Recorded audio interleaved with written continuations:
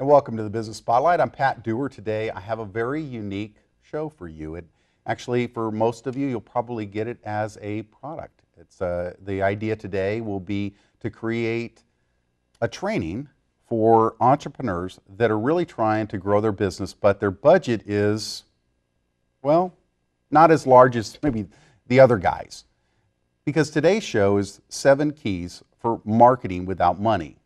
How did I come up with something like that? Well, probably like most of the entrepreneurs out there, you started your business with something that sounded like, you're fired.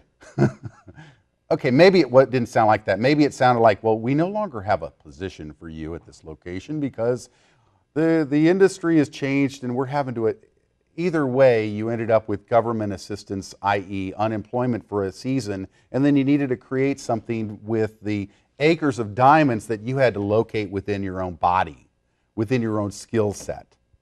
And for a lot of you entrepreneurs, you're laughing or smiling going, yeah, that's about right. I started with just an idea, and then you created something that began to create some revenue, but you're trying to grow it, but you don't really know all the keys. And in fact, one of the things we've had other guests on here that talked about marketing, and marketing can be overwhelming. So one of the things that I wanted to do is break down what are some things that anybody could do, that anybody could start and employ like that, immediately, right away, cheap and easy, because for a lot of us, that's all we have. And my guest today is somebody that does this naturally. We have been in each other's orbit for a few years, and I'm so thankful for Judy Hoberman. Her site is Selling in a Skirt. And of course, her background is coming from a male-dominated environment. She had to learn how to use her feminine wiles, as in skills that come naturally to a woman, to create results in a way that a man could understand and become effective. Judy, thank you so much for being on the show. I am so excited to be here. And I just want to clarify one thing. I made the choice to not have a position. And sometimes a lot of entrepreneurs do that as well because we are not in the right place in our lives. So sometimes it's a choice and we still have just the time and no money. So absolutely. And that's exactly what's really funny, even with the way that I got started. It was, yes, it did sound a little bit like we've shifted gears and we can't afford you anymore. But I had been preparing my heart and desire because what I found is that Monday through Friday, I was in what I call Dilbertville. Okay? Yeah. Got that. Everybody's in their cubies, that sort of thing, okay? You stand up and you can see, anyway, it was an environment that was pretty sterile and you just did your thing and I take the PO and, create the sales and stuff like that. And I had a really high quota and had to still pluck from air my business. But the fact is that on the weekends, 13 times a year, I would go to a self-improvement workshop over in Richardson called the Road Adventure, still going. But the thing is that I would come back from directing a 3-day weekend, and I can't sleep. I'm buzzing out of my brains. My wife is going, shut up. We got work tomorrow. Right. So the point is that I had to go, I love this. This is okay. How do I get this Monday through Friday? And with enough passion, as you know, we can create our own world, and that happens. Now, but you said something really interesting, Patrick, because remember, even in the position that you didn't love in corporate in Dilbertville, when you needed to get your name out there, you had a marketing department, and it wasn't your money.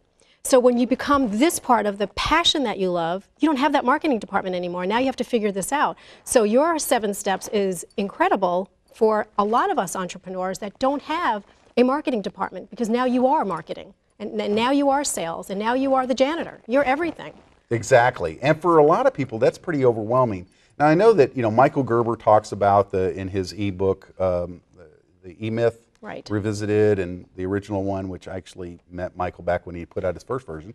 But the point is that that's great. Have a plan, work a plan, systematize. That's great. But for a lot of us, we don't have long enough time. We got to generate money. Absolutely. I mean, we got mouths to feed and bills to pay, and you have to pluck from air what's needed. Absolutely. So the first thing that I would say is Your first key is look at who you know and how can you collaborate with them? How can you create a joint venture, a cross marketing, what we're doing today? Right, absolutely. Absolutely. And you know, the interesting thing is that as a new entrepreneur, you have to find who those people are. And so for me, when I first started, networking was the way to do it. However, you have to be very intentional about your networking.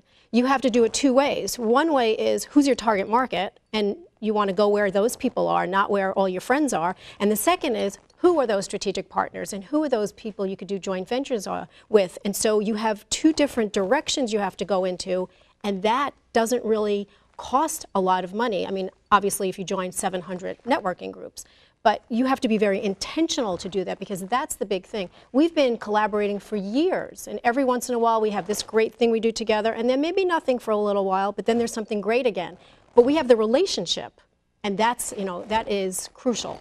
Well, in fact, one of the things that you said there is really important to recognize. When you're networking, realize that 85% of your networking people don't have any money. Just let's get real. Out of a room of 100 people that at any networking event, 85 of them don't have enough money to really do much of anything. 15% have some money.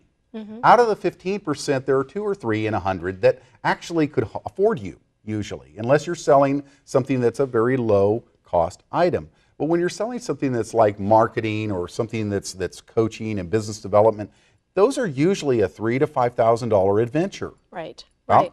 So you've got to connect with people. If you're selling a higher ticket item, you need to connect with people that sell or serve people with that kind of item. So for a lot of people that are going to be on the show are going to be attorneys, they're chiropractors, dentists, high-end financial planners, things of those, because those guys deliver a $3,000 to $5,000 solution. Right. And you also have to remember that for women, we want to help everybody. We Right. do. We want to help everybody. So our market sometimes is this as opposed to a narrow and niche market.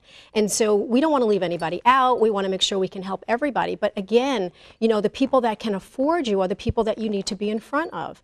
And yeah, it's great to be able to give back and pay it forward because I do that all the time.